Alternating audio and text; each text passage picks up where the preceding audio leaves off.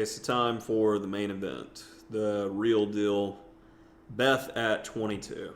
So, got 10 years experience on Beth. No, I have 10 years of age on theoretical Beth. But 2,700 is a daunting and startling number. Beth has been dreaming of playing for the World Championship for 2 years and aspires to be the youngest world champion ever. Do you dare stand in her way? I dare. All right. Let's get it on. And I have white. And you know what? I'm going to go for it. Let's play in English. I'm going to let you be flexible and do whatever you want. Okay? Let's do it. You don't want the c4 pawn? You're not greedy? Okay. The prospects of going into a colors reverse Benoni if goes d4 doesn't make me extremely optimistic versus an engine. If I take on d5, we're more than likely going to get a Tarrasch. So it's a question of, where do I think I have the best chances to beat the machine? In other words, Beth. And I'm going to leave it to chance.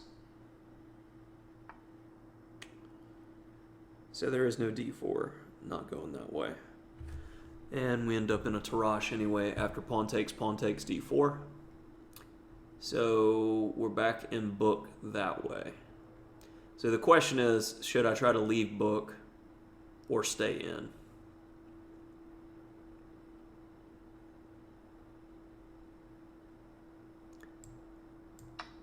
Yeah.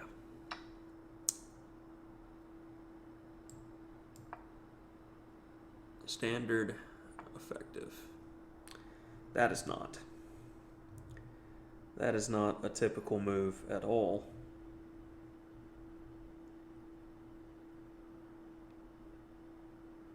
Is there something that I've never seen here that is good? Knight c3, knight b4. Nothing to worry about. You can just play bishop g5. Okay. I don't believe you yet, Beth. Okay, that also seems problematic. All the black pieces are mismanaged.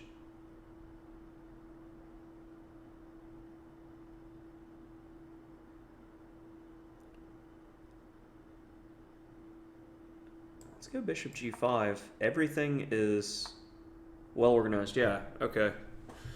You admit you're wrong. I can respect that.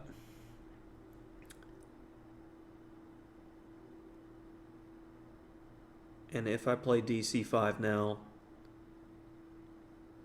d4, knight b5 looks pretty good.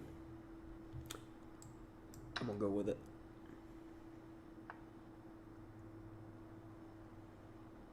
All right.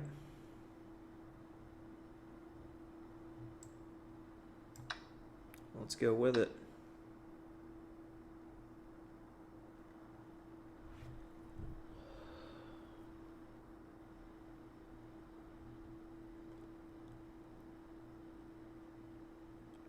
Queen takes d5, first reaction.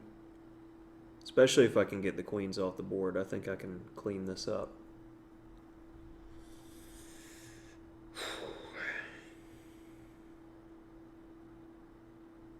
As my students would put it, I'm definitely going try hard against the machine.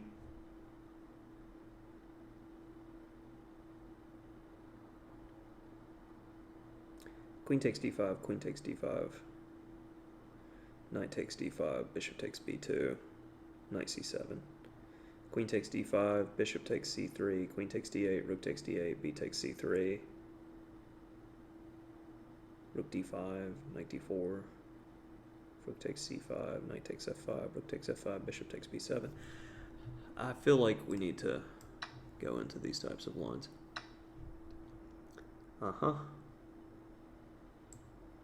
Must do that.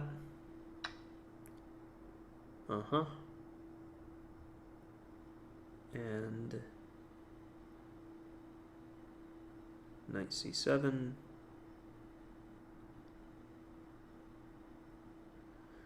I'm a pawn up, but I don't know if it's enough.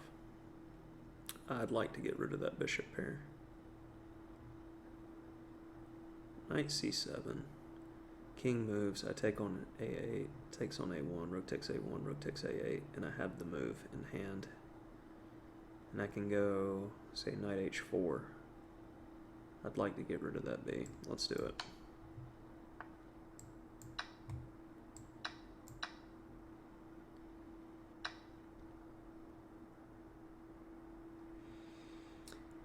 And a lot of the edge is gone. Got it.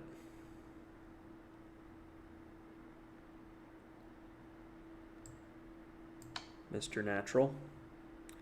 Rooks are meant to be on open files. Knight d4 screaming to be played. But will it be enough? Or should... Yeah, it's such an open position. I don't feel like it's one of those situations where I need to test it too much. I got a pawn in hand.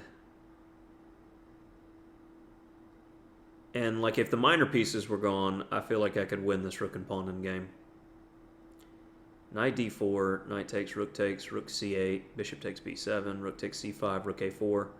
You gotta watch out for rook c1 check, bishop f1, bishop h3 where you get mated. Okay, knight d4. Knight takes, rook c8. But I miscalculated where the bishop was if I took on b7. Alright, let's do that one again. Knight d4, knight takes d4, rook takes d4, rook c8, bishop takes b7, rook takes c5. How about something like f3 instead of rook a4? In which case, if rook c2, that's problematic because it hits the base pawns.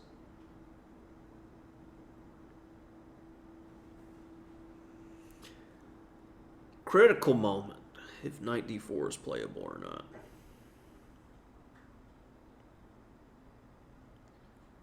c8, c7, rook takes c5.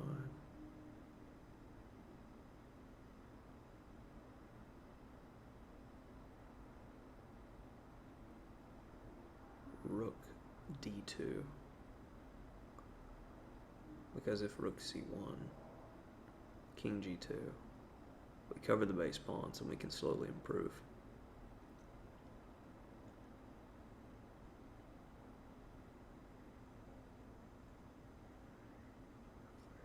That's what I'm going with.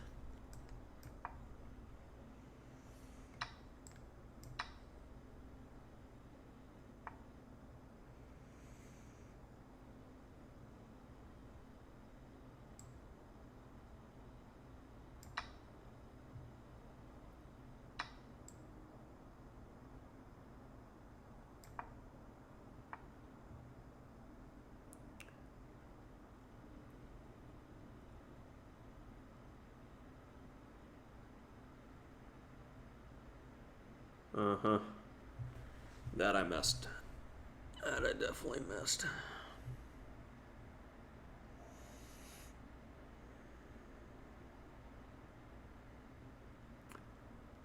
Crap.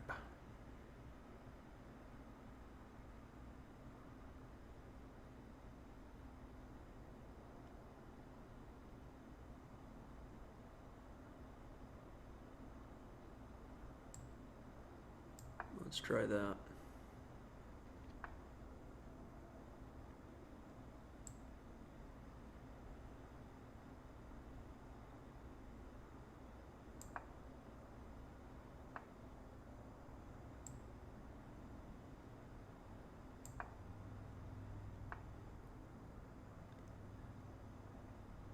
Huh. Releasing the tension is surprising. It's going to take a while for the king to get over there, and my king may very well come up and eat these kingside pawns. I don't have much of a choice. And let's start off by putting the pawn on f4. Uh-huh.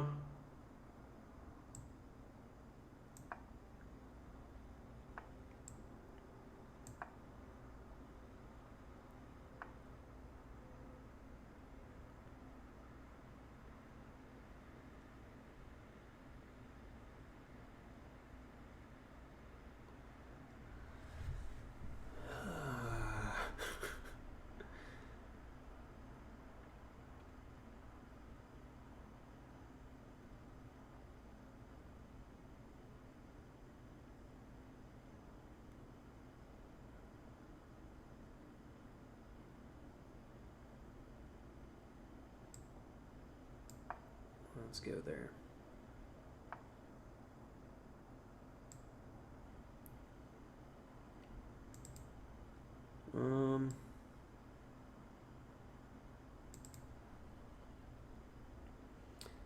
Yeah, I like my position less and less. I've definitely botched this. If e4, king d4.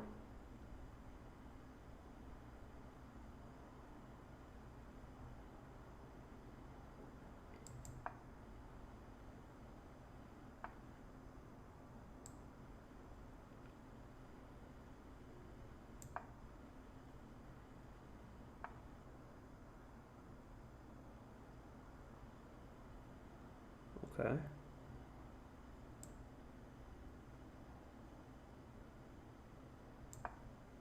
Give a little to get a little.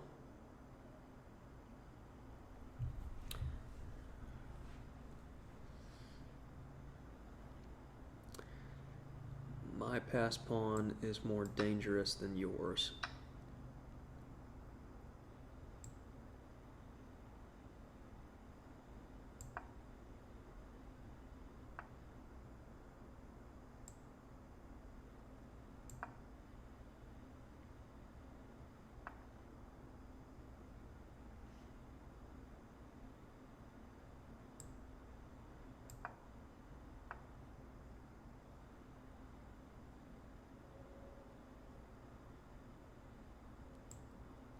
Let's control that important A2 square and also key squares where our pawns are going.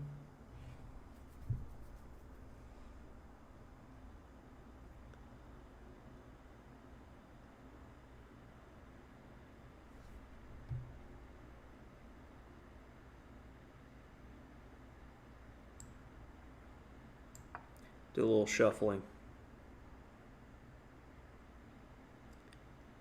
Wee bit of shuffling. Okay, if I go after the pawn now, a3, king moves, king goes to d4, I take, king goes to e3, e6.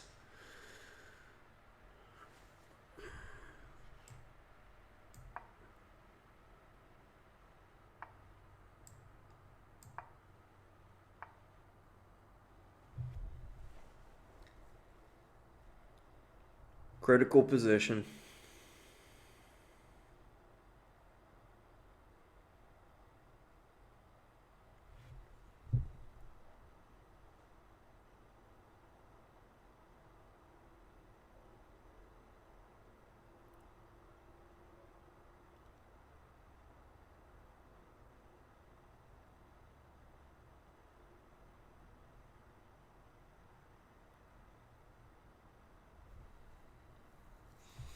A lot of ways it can go right now.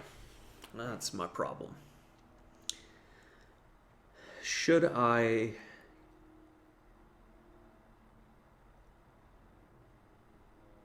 allow him to take, or should I take myself? If I take myself, he takes back. I go bishop f7, king d5, e6, and I could very well lose that.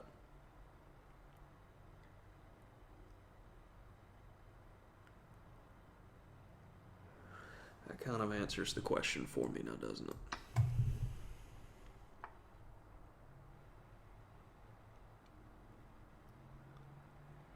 And I feel like I should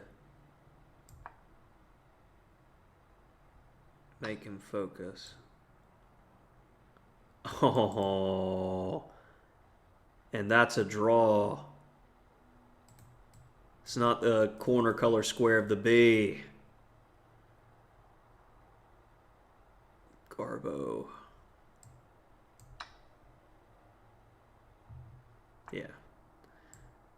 And equal to.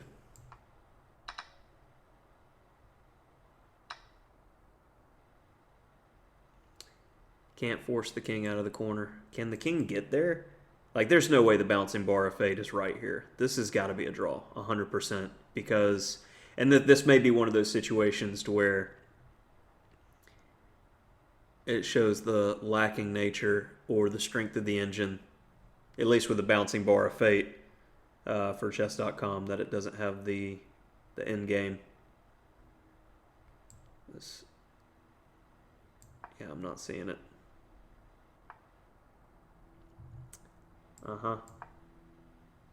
Bet you're going to run there. And then you haven't decided yet that you're completely drawn.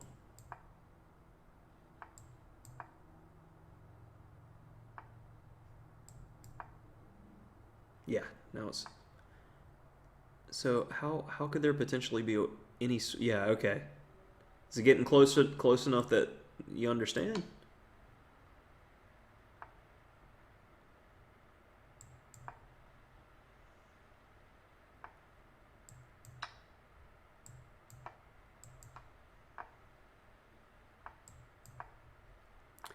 Now, as fun as this is, we'll give it a few moves to see if the machine will pitch it, because it has made a number of very uncharacteristic mistakes over the course of the games.